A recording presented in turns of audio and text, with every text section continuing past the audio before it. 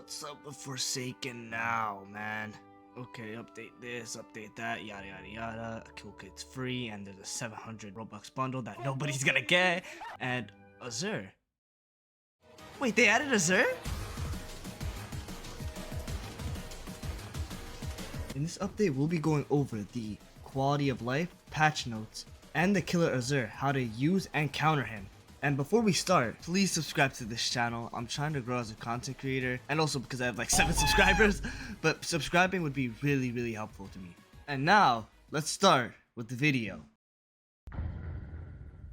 Starting off with the first quality of life changes is that we finally got Azur, the newest killer in Forsaken. He is a trapper killer, being the second one next to John Doe, and he's also really powerful if used right. Azur has a total of 6 moves entirely, 4 of them being his base moveset, which 2 of them are traps, 1 of them is a pull move, and the other one turns him into a literal beast just like Guess 666. The other 2 moves are from his beast form, which one of them is a shockwave and the other one's a close range slam.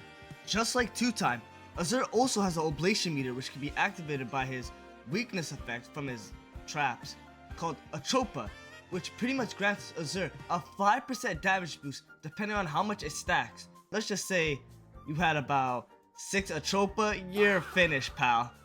As of right now, the survivor weaknesses that we have for Azur is Noob and 007, as they can go invisible and dodge Azur's plants.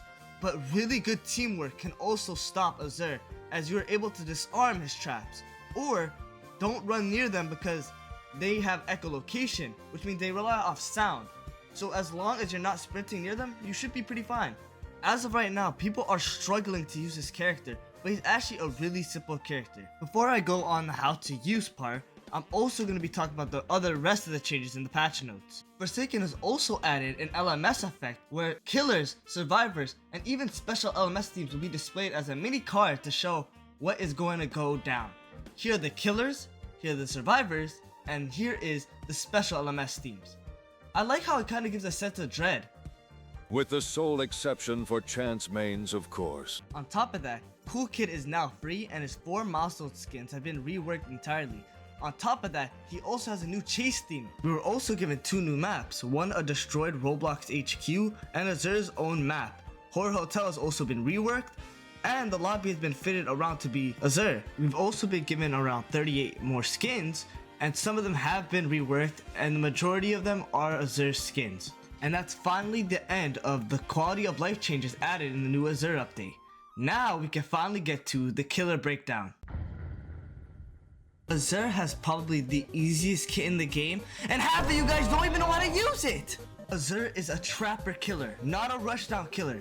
He prioritizes off his traps. Treating him as a rushdown killer without any of his traps makes him so useless, so prioritize off your traps. And you might be wondering, Oh, then how do I use him then? All I can do is rush down and I don't know where to put my traps.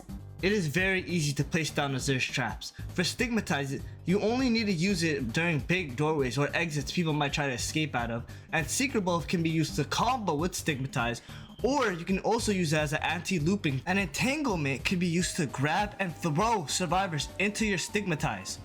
Beast form is used for extra stamina and for bigger damage, but you can also use it to lure to your main body and then get extra stamina so you can keep killing survivors. And with all this, you should be fine with using Azur's kit and should be familiar with it. What about survivors hiding like 007 or Noob? What if they just hide and I don't know where to find them? Do not worry at all. There's a very easy explanation to this. Those are literally your only options, by the way. If your plans don't shoot them down or grab them or reveal themselves, or you didn't put a well-placed beast form, you are screwed entirely.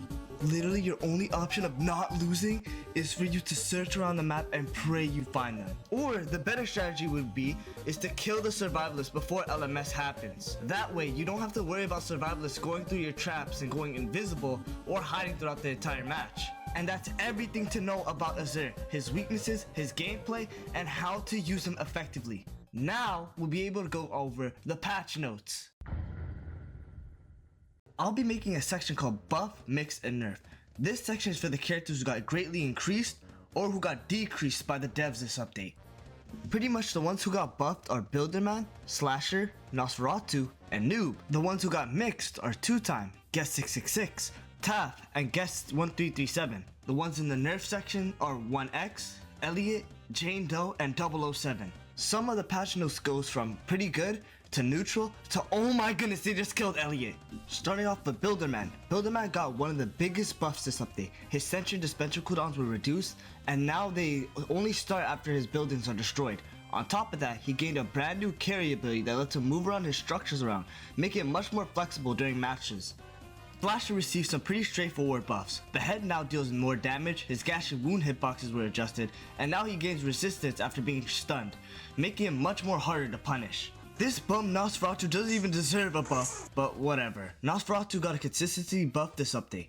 Hunter's Feast is faster, projectile redirects are stronger, and Cataclysm lasts longer, making his abilities easier to get value from, even though he doesn't deserve it.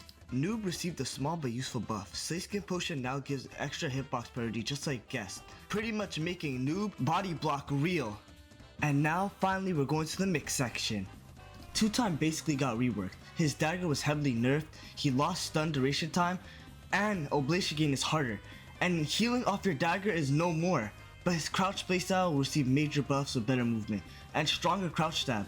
He also gained a new ability called Prey, which in cost of your oblation will heal your HP, and he got more health on his second life.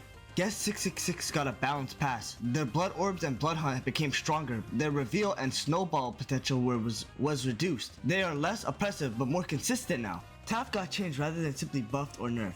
Her traps are stronger with bigger ranges and longer effects, but she lost some of the wall detection powers and lost longer setup times. Guest 1337 became more skill based. His charge and punch were improved, but failing a block is now punished harder and his knockback stacking was reduced a lot. Now, finally, we're onto the nerf section. 1X was hit pretty hard this update. Entanglement is weaker, Mass Infection lost its speed boost, and his minions have reduced aggro range. Overall, he has lost a lot of pressure, which made him so oppressive. Elliot is the biggest loser this update. While his cooldowns are shorter, almost every part of his support kit was nerfed. His healing is weaker, skills are worse, gets interrupted more easily. Rush Hour now leaves him with the new exhausted debuff at a long range use. Overall, this nerf was so undeserved. Jane Doe received several nerfs to her Shadow Point mechanics. She gained less HP from stacking, missed crystal pitches are more punishing, and her stun stacking was reduced. She's less forgiving than before. 007 received a small nerf. Using cursor mode now cuts the clone duration in half, making it less reliable. And now we're starting to finally reach the end of the video. In conclusion, this Forsaken update has been so much fun, and it brings me back to the excitement I had during the 6er update.